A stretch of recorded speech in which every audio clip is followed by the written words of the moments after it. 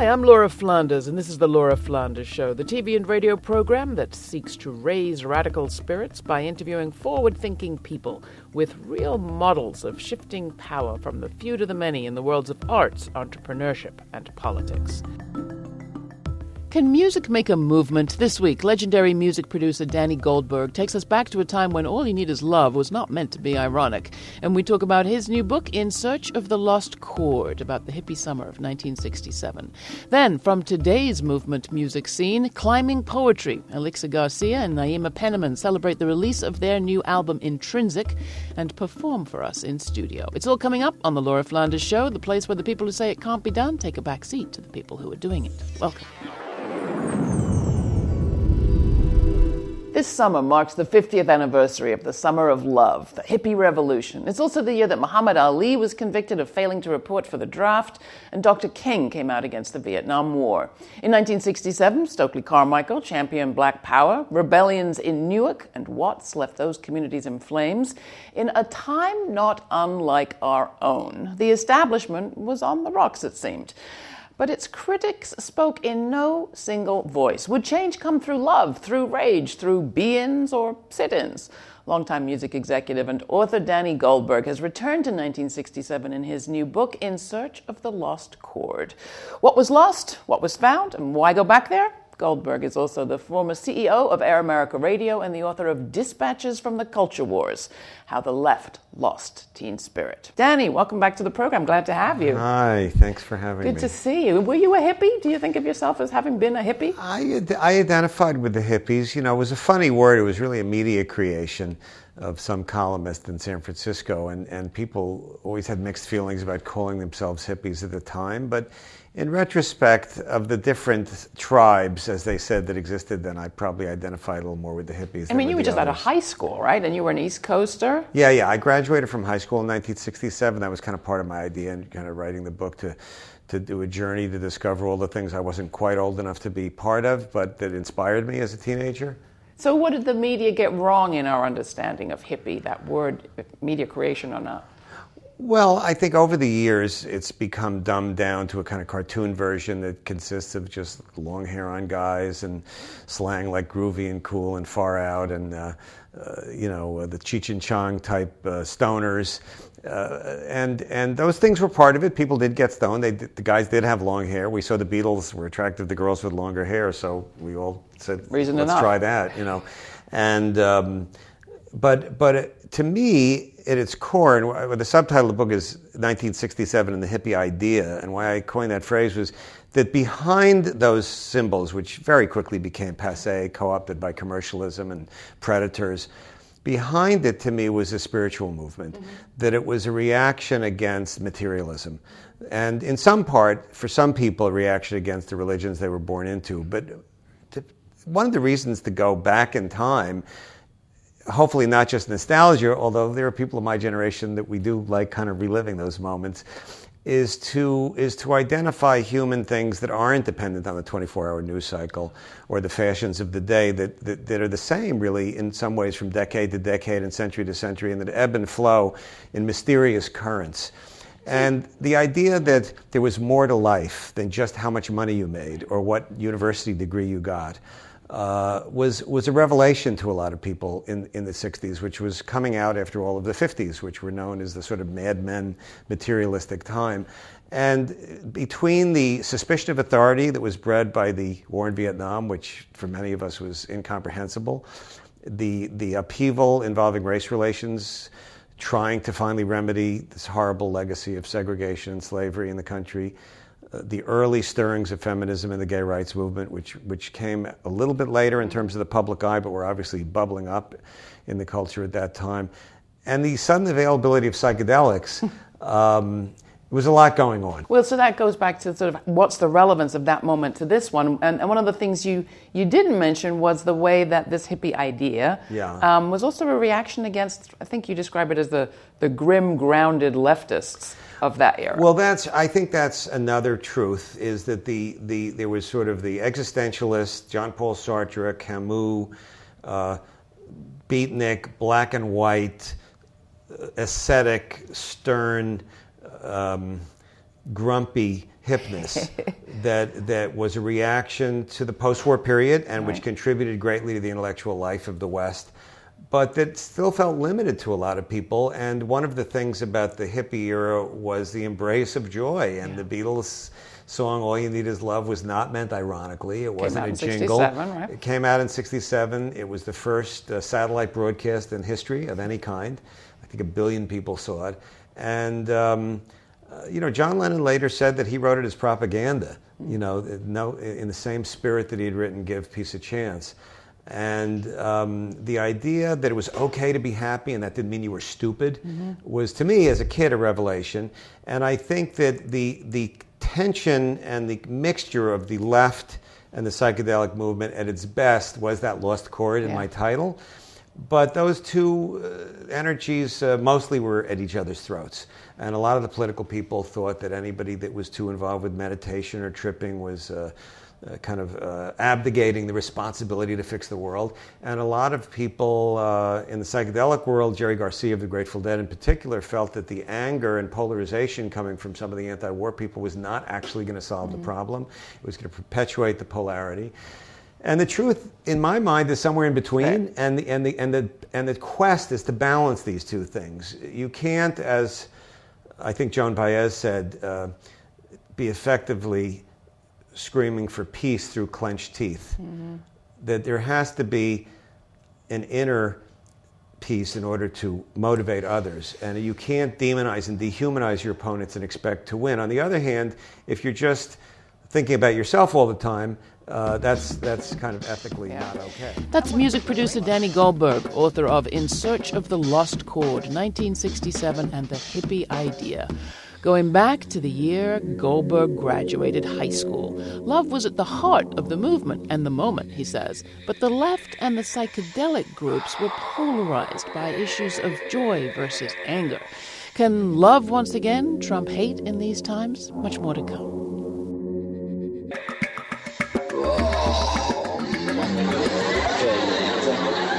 So you crank it up before you start to bring the ambrosia up into your heart.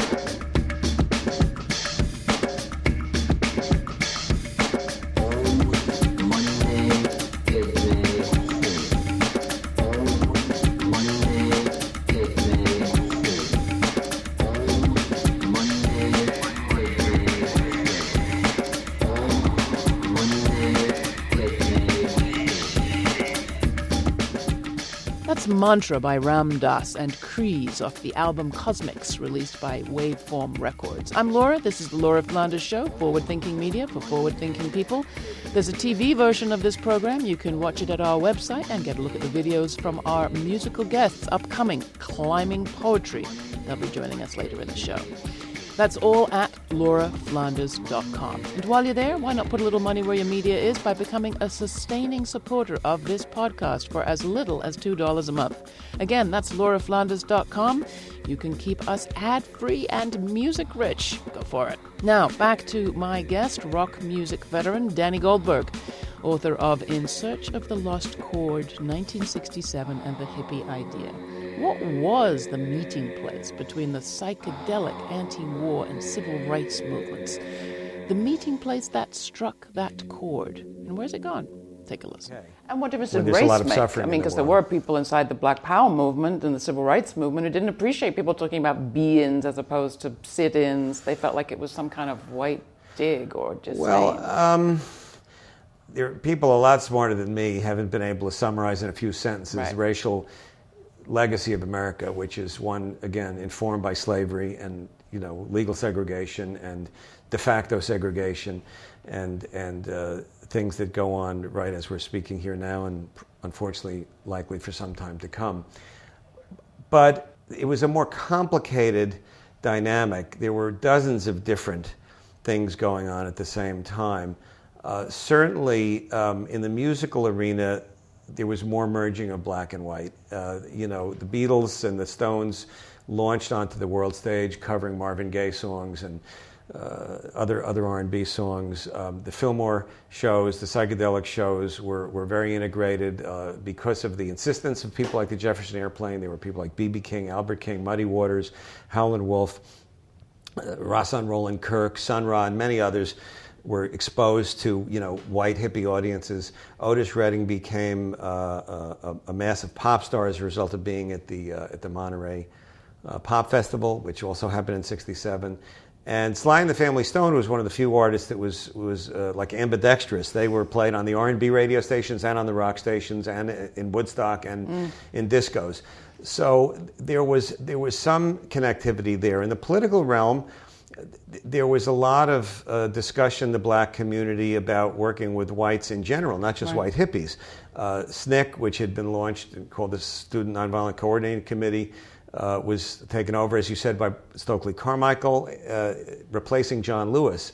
And John Lewis turned out to be the last person who ran SNCC who was committed to nonviolence. Stokely Carmichael was a great admirer of Malcolm X and brought a lot of Malcolm X's ideas into SNCC. Most white board members were asked to leave. They felt for self-empowerment it needed to be all black. On the other hand, the Black Panthers, who had an equally radical image and emerged onto the American stage by the end of '67 in Oakland, were very collaborative with the white anti-war movement, and the Diggers, who were a Haight-Ashbury group that was involved with experimental theater and all sorts of and feeding people. Head trips. Like the Panthers, they were also feeding people. We'll talk more about the Diggers perhaps in a minute, but I did want you to address that part of this story, which is, just like today, there was resistance, but there was also building.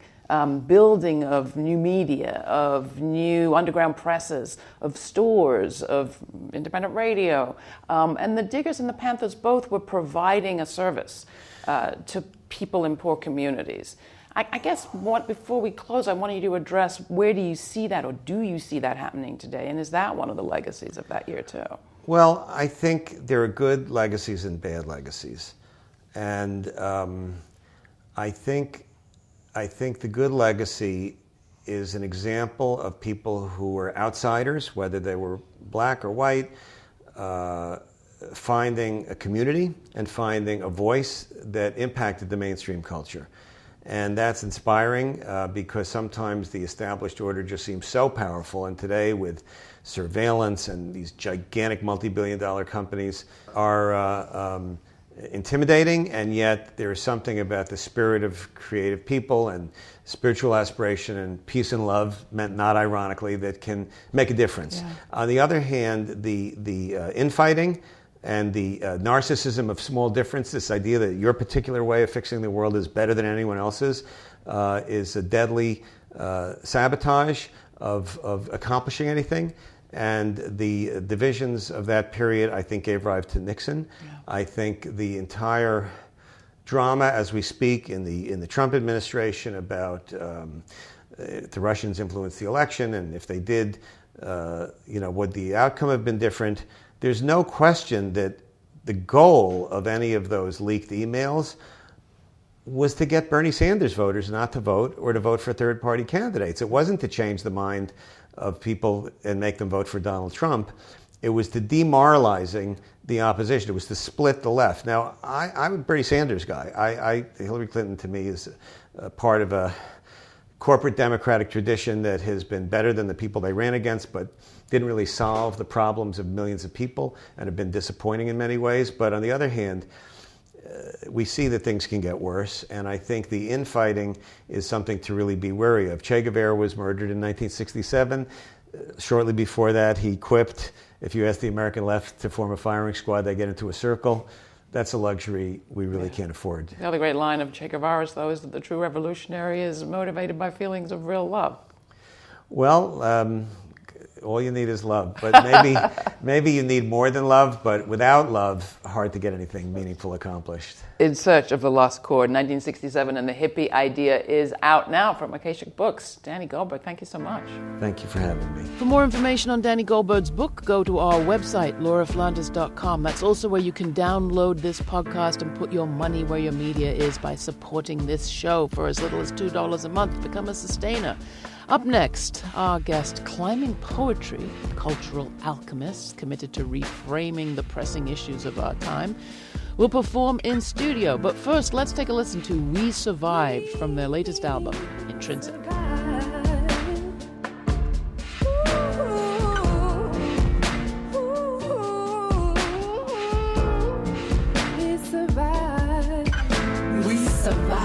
the fires of Selma and Nagasaki, and we will survive Palestine. We survived Vietnam and Rwanda and Mississippi. The 50 stripes around our stars, 50 years to life behind them.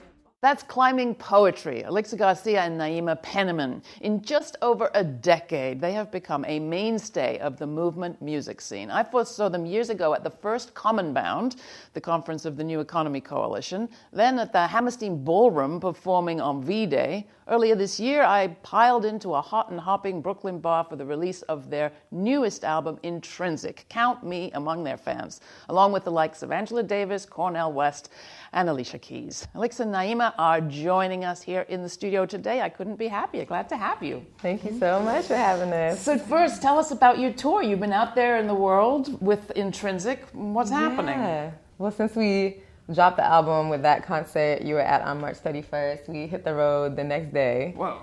And flew across the country. We've done a lot of tour stops on the West Coast. We hit up Minneapolis, did some stuff on the Southeast Coast. And it's been really powerful because with the album, because it was a collaboration between so many different musicians and vocalists, it's expanded what we're bringing to the stage. And we've been working with local musicians and all of our tour stops, bringing together bands and new configurations of collaboration. So tell me more about that. I mean, it's true. When I first saw you, it was just the two of you, and you're selling your T-shirts out front and then performing on the stage. Now, I mean, in Brooklyn for Intrinsic, it was this stage full of artists from all over. Who are you working with? Yeah. Well, in Brooklyn, there was 25 musicians. Every single tour stop has been different. We've had 10 musicians out in California. We had 4 musicians or 5 musicians in Minneapolis, 6 in Portland. So we're working mostly with folks of color. We're working mostly with women, really trying to get us on the stage. You know, it's rare in the music industry.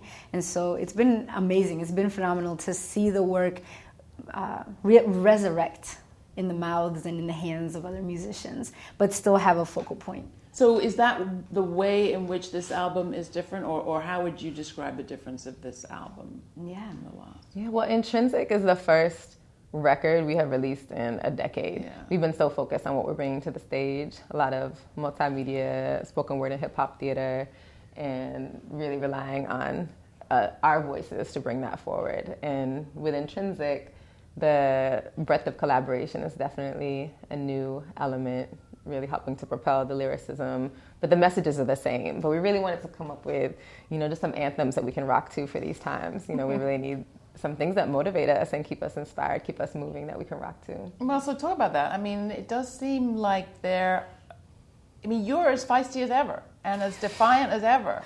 And in your company, the audiences that I've been in, like, you'd think the revolution was like tomorrow. Yes.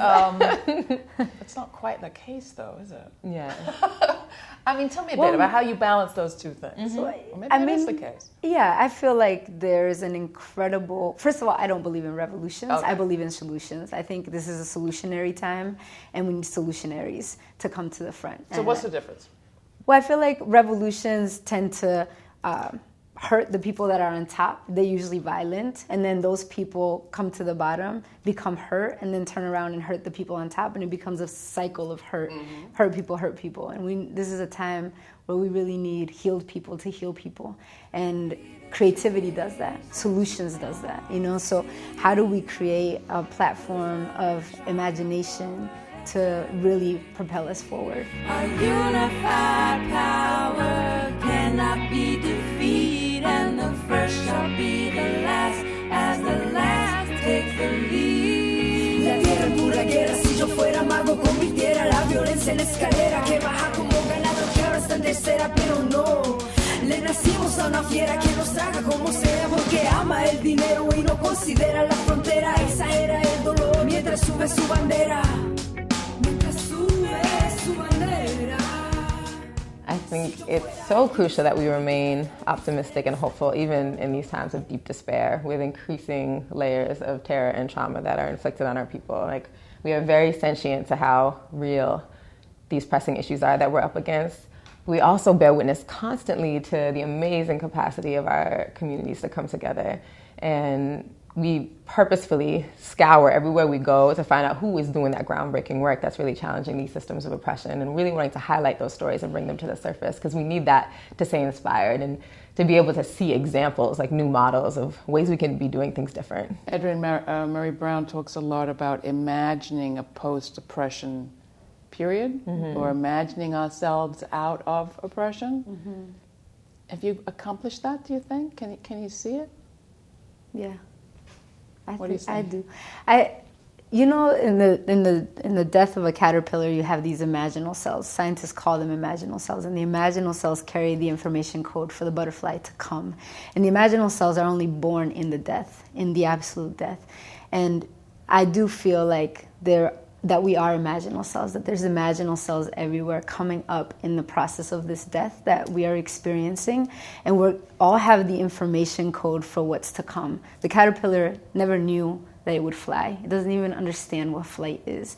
We don't understand what's coming. We don't know it. But the environmental catastrophe that we're facing is going to force us, is going to propel us into something that we can't even see. And I think right now there's a lot of folks everywhere just holding different parts of what this new story is going to be. Right now, I feel like the biggest battle is the battle of narratives, and what is the stories that are going to be on Earth. There's one story that colonization has brought forth and has said, this is the story, and we are all following this story.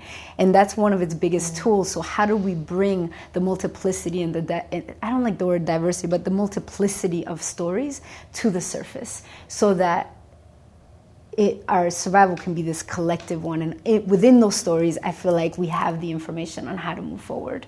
I just came back from Europe, where I was so struck by the consciousness that I saw amongst everybody of both climate crisis and also war. And the refugees that are coming to the shores of Europe. We're not even feeling that in the way that they are. But the flip side of it was, I was in Greece, that a lot of people there were really depressed. They were discouraged because of the failure of the Syriza government. And they were finding inspiration in the migrants and refugees who were coming from Syria and from Eastern Africa and from Afghanistan. And I said, you're the cheeriest people I've met. And I wonder the degree to which what we just heard, consciously references Palestine, Rwanda. You're placing us in the world. The left in this country, protest movements here have become pretty insular, not that connected to global politics. And that's Are you dangerous. Seeing a shift? Yeah, I think that's dangerous. And I think when we were talking about intersectionality earlier, it's essential that we see the intersections between water and violence against women and mountaintop removal and the police brutality and mass incarceration. They're all systems that they're a triangulation of oppression that continue from this process of colonization into what now is globalization. And so how do we come together across our difference, I think, is the biggest thing. And within our movements, how do we not break each other down before we lift each other up? There's a lot of self-criticism in our movements right now, and I feel like there's a lot of detriment in that. We're using the divide and conquer process within ourselves. It's like there's a deep healing that needs to happen, a deep, deep healing. And I think that's our very next big step, in order to move forward in any holistic way. Intrinsic has lots of great music to dance to, but you also have a lot of music that teaches us about connections. And sometimes your work does require a lot of references. How do they not become overwhelming? I'm always thinking, we paint this connected picture, which is right, but then it almost becomes a challenge. Well, if it's all connected, where do I start? Yeah.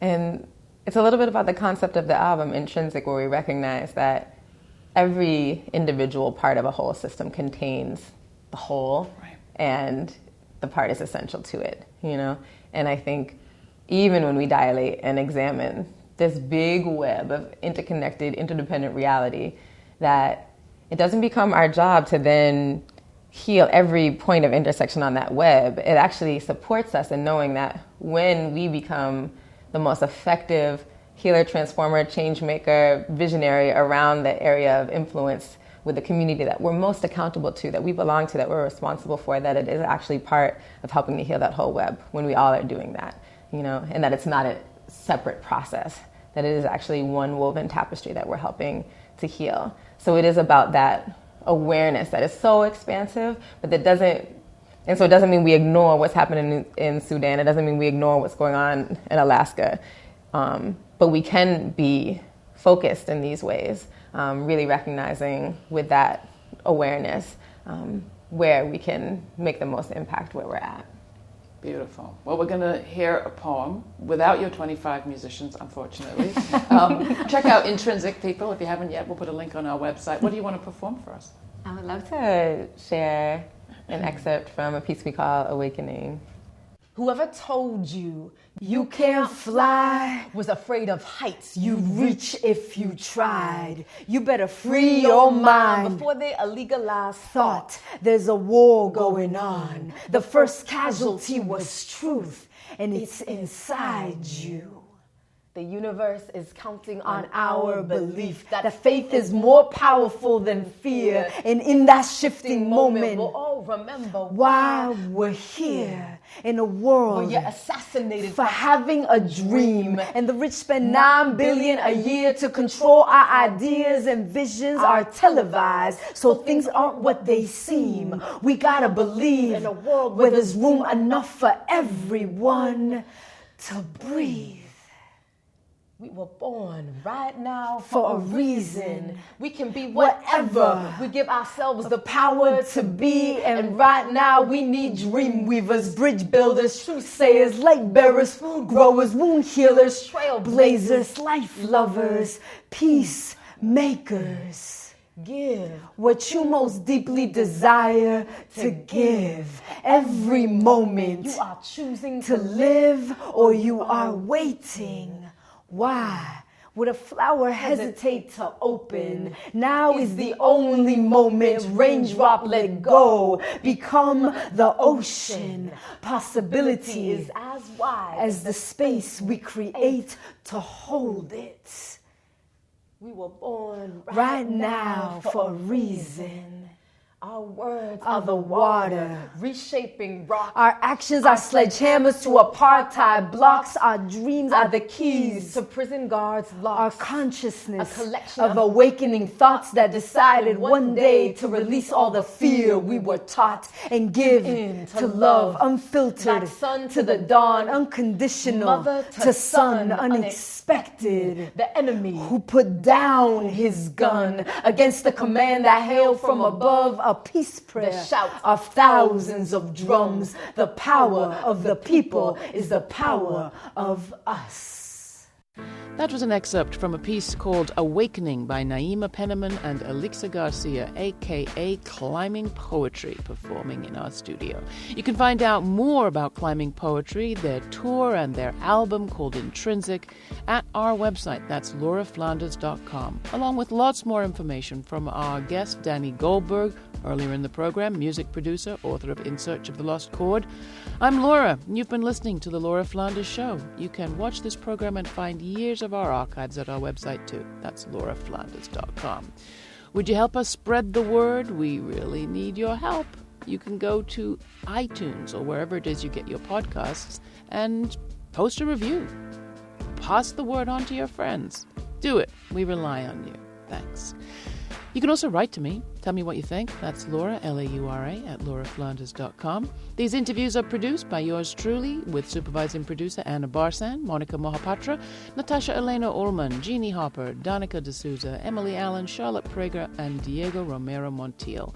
It's all made possible by the Novo Foundation and listeners just like you. We can't do it without you, so join us at lauraflanders.com.